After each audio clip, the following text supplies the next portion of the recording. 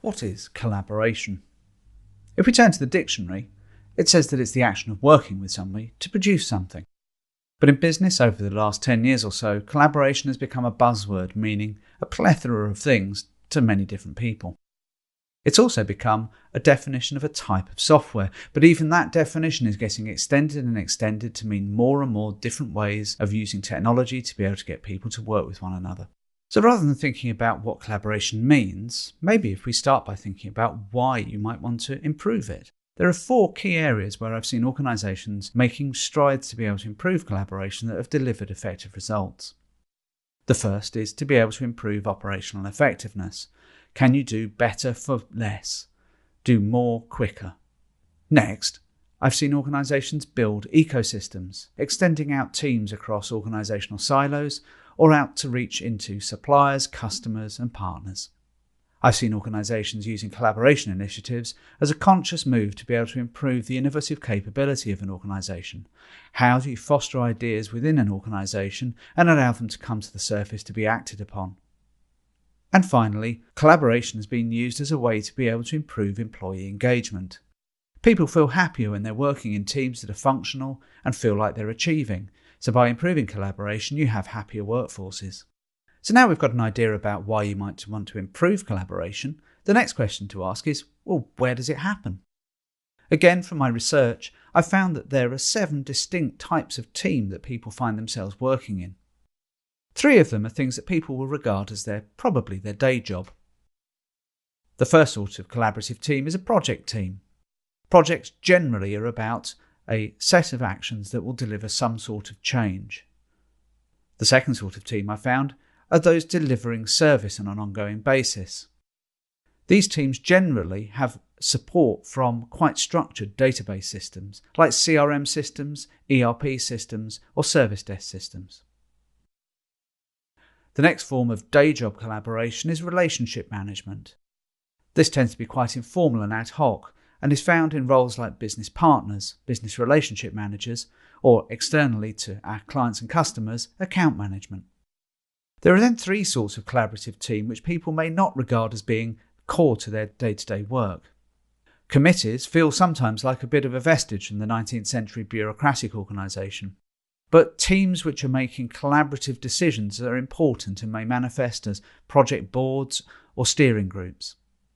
Communities are groups of people who have a common interest and probably have some sort of shared identity within being a member of that community. Often these communities are actually stronger when they span outside of organisations, for example professional associations or interest groups around a particular theme of technology or type of work. Finally, there's networking. This is often overlooked by people, but it's fundamentally crucial for a good functioning organisation. How do you go about finding people who might know something about the thing that you need to know about and then have a chat with them? There's a lot of coffee involved in networking. There's one other type of collaborative team that may be somebody's main day job or may span across an organisation as a whole, and that's about innovation and ideas.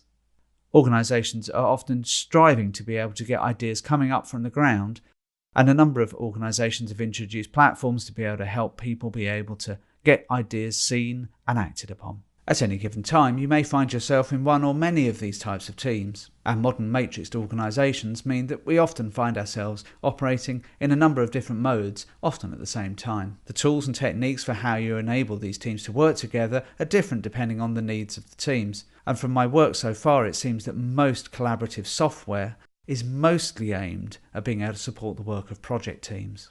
Next up, when helping an organisation to get better at collaboration, the question should be asked, what's stopping us?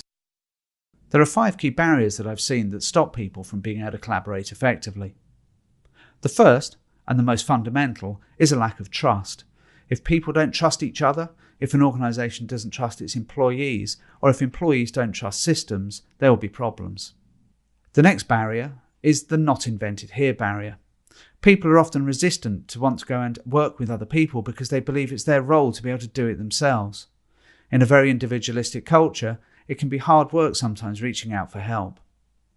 The converse of not invented here is hoarding, people not wanting to be able to work with others because they believe that being able to hold on to their knowledge and experience gives them positions of power. There's a practical barrier that many find in terms of being able to collaborate, and that's not being able to find the people that they want to or need to collaborate with. The search barrier is fundamental in many organisations as they become large and people just don't know who it is they should be getting in touch with. And the final barrier is the transfer barrier. People from different professional backgrounds, organisations, or even countries have got different culture and language that means that they can find it difficult to be able to work with one another because they just don't understand each other.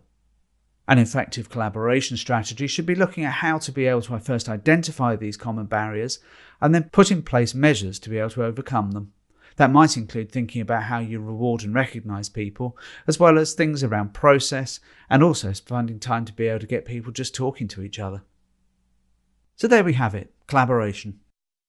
Technology has certainly got a role to play to be able to enable people to work together more effectively, but it isn't a simple fix. Getting people to work together needs focusing on the people.